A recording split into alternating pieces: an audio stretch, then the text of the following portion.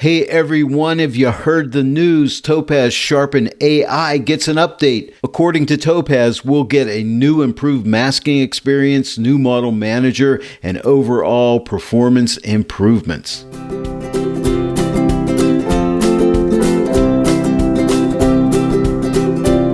Hello everyone and welcome to the Joy of Editing with Dave Kelly. TOPAZ have done it again. Sharpen AI has been updated.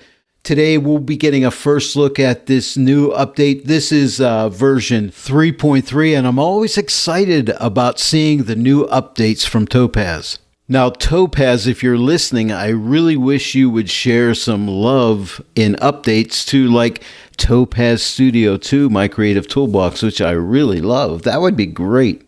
And while you're at it, TOPAZ Adjust AI, that would be nice to have a nice update to that. And let's not forget TOPAZ Mask AI. That would be another great product to have an update. I apologize for this small rant, but I generally never rant. I love TOPAZ and I'm probably one of their biggest fans. But I would truly love to see them give some love to these other products I just mentioned, especially TOPAZ Studio 2. What a fantastic piece of software. I would like to hear everybody's views on these other products. Do you want them to update them? Let's get a dialogue going. Maybe TOPAZ will, maybe they watch this channel. I don't know. But if they do, maybe they'll see other people love this stuff too. So please let me know your thoughts in the comments section below. It would be greatly appreciated. And I think it would help us all. And now we return to our regularly scheduled program. Where was I? Oh, yes, I was here. Okay, so we have improved usability with new AI model selector and model manager. So things look a little bit different here. Let's take a look at the interface. Now, right now, you can see that the little lightning bolt here is toggled on, meaning that TOPAZ is suggesting a AI model for us. It's a model they think would look good for this image. And by the way, if you left click with your mouse and hold it down, you can see a before and an after, just see what the results are like. And we have different views, like we have comparison view, we have a side-by-side view or a split view. This is not an in-depth tutorial. I've done those in the past. We're just looking at some of the new features today on this new update. You can also come up here and click original to see the before and after as well. And of course, the comparison view lets you view 3 different AI models against each other so you can determine which one might be the best for you. But if you use the auto feature, you don't really need the comparison view. Now, if you make any one of these windows active by clicking on it, you see where it says Too Soft Normal was highlighted in blue. You could change that to a different model, like for instance, Too Soft Very Noisy, just by clicking here, and now that updates to Too Soft Very Noisy. So you can change these out. However, you cannot change out the original one. The original one is always in the upper left-hand corner, and it makes sense that you can't get rid of it because you always want to have a reference to compare these other Sharpen AI models to. For the rest of this video, I will be working in the single view, showing you the new features in Sharpen AI. By the way, the Sharpen Model Auto Selection tool will only work when you're in the single view, split view, or side-by-side view.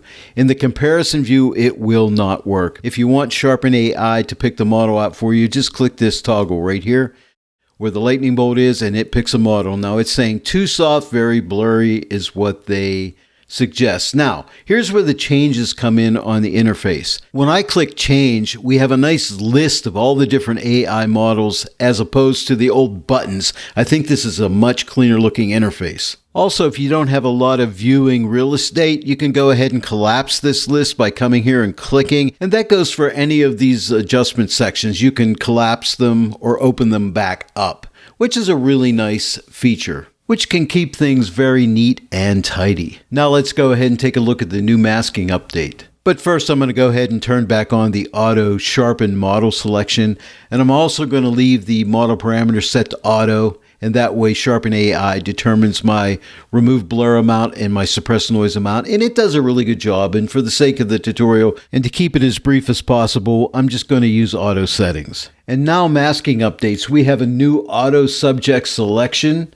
We have an auto portrait selection and an auto landscape selection. I mainly work with Sharpen AI as a Photoshop plugin, and I use masking in Photoshop to mask in the sharpening areas if I need to. But with this new masking update, I'm going to try it out, and I may end up changing the way I'm doing things, but only time will tell. But for now, I'm in the testing phases. So we're in the select area, so let me toggle this on. See where it says off? We'll toggle this on, and when I do, it opens up this section here. And right now we have a drop down that says auto and subject. It has selected the subject. And if I click this drop down, we see we have different choices: subject, portrait, or landscape, or custom. And when you're in the custom mode, it's just going to give you a white mask, and then you can just paint your own mask. Okay, so for now we're going to leave it in auto subject and see what kind of a job it does. Now if we click on refine, we can take a look and see what it has picked. And you notice it picked the dog pretty well, but it's missed it right around in here. But we can go ahead and refine that, and that's what refine is all about. Let's see how this works. Now after clicking refine, you'll notice I have a new brush tool here with add and subtract. So add, we could add to the mask, or subtract, we could take away from the mask. We have a brush size adjustment. We have an opacity adjustment. We have edge aware technology, which has been brought over from Topaz Studio 2. So we have that here. We can toggle that on or off. And then we have a sample area. And we also have a modify section, one that says clear, where we can clear this mask. And of course we have invert, and we can invert the mask. So it's just going to invert what's happening. So those are typical masking type tools. So pretty cool. And then we have this overlay section here where we can always show the overlay. We can shut it off, or we could turn it on. We could come here where it says overlay color, and we can change the color of that overlay to any color that we want to. And we have overlay opacity, where we can adjust the opacity of the actual overlay for the mask. Let's go ahead and try it out. So we can adjust the size of the brush. Okay, so you can see my brush is larger. The only thing I don't like here is when I'm adjusting the brush size, I don't see the actual brush itself. I wish they would do that. That's something they could definitely fix. Okay, so let me get a brush size that I think may work. Maybe a brush size around here. Now you see that circle in the center? That's the actual brush size. And then when you adjust the sampling area, it graduates out from there. You can use the shortcut Command or Control and scroll with your mouse, and then you'll be able to actually see the brush changing. And you can also use your left and right bracket keys to make the brush larger or smaller. So I'm thinking the shortcuts are going to be better than working with these sliders, being the fact that when you make these adjustments, you can't see that brush size changing in real time. If you don't want to use the edge aware technology, you can shut it off by clicking this toggle. And when you do, you now have a softness slider. And that same shortcut holds true. Command or Control, while adjusting the scroll key, will change the softness slider for you. And you can actually see how much feathered edge you'll have there. I'm going to go back and toggle on edge aware, and let me go ahead and adjust the sample area. Again, I'm holding the Command key down while I scroll. Okay, I'm going to make it like that, I think. And I'm going to use my right bracket key to make this larger. And I'm just going to paint around here. Whoops, I'm screwing up. I have to be in subtract. So let me click on subtract. Okay, and now I can paint along here and just get rid of these areas that I don't want. I missed a spot over here. Okay, let's try that just like so and see what we get. Okay, that looks pretty good. And here's an area over here. This area is out of focus here, so I'm just going to subtract this off right here. Doesn't need to be in focus. And then when you're done, all you have to do is click Update, and your mask gets updated. And again, if I left click with my mouse, you can see the before and the after.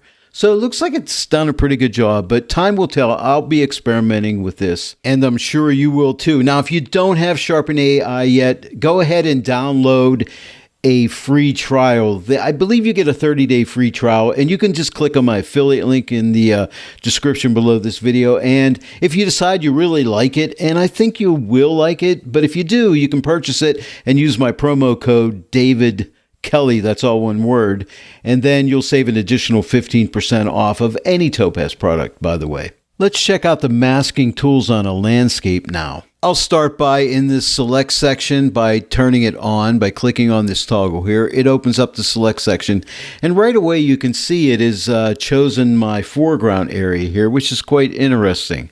Now, what would happen if I were to choose, say, like portrait?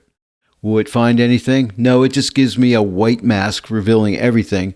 And if I click on landscape, it again picks the foreground. If I pick subject, it will pick the foreground as well. So that's interesting to note. Now let's go ahead and click this on landscape, because it is a landscape, by the way. Let's click on refine. And as you can see, it's done a really nice job here. Let me go ahead and zoom into, say, let's go into 200%, or that might be too much. Let's try 100%. Now let's go ahead and see if we can refine this edge a little bit better. I've done a little bit of experimenting, so I'm going to give you a tip here. So here's what you want to do. First off, we want to subtract from this edge. So let's click on subtract. To refine this edge, I need to decide what I want to use as a sampling point. I don't want to use the trees. I'm going to use the sky. I think it's going to make more sense. Now, you want to make sure you turn Edge Aware on, because we want to use the Edge Aware technology. Now, what I want you to do is get a nice big brush. Now, you see that center circle? That is the area that it's sampling from, and then out from there to the dashed lines is a graduated off area, okay?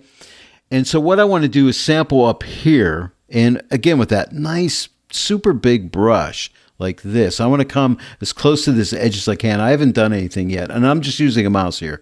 And what I'm going to do is I'm going to click one time, or no, I'm not. I'm actually going to paint across here. I'm just going to come across like so.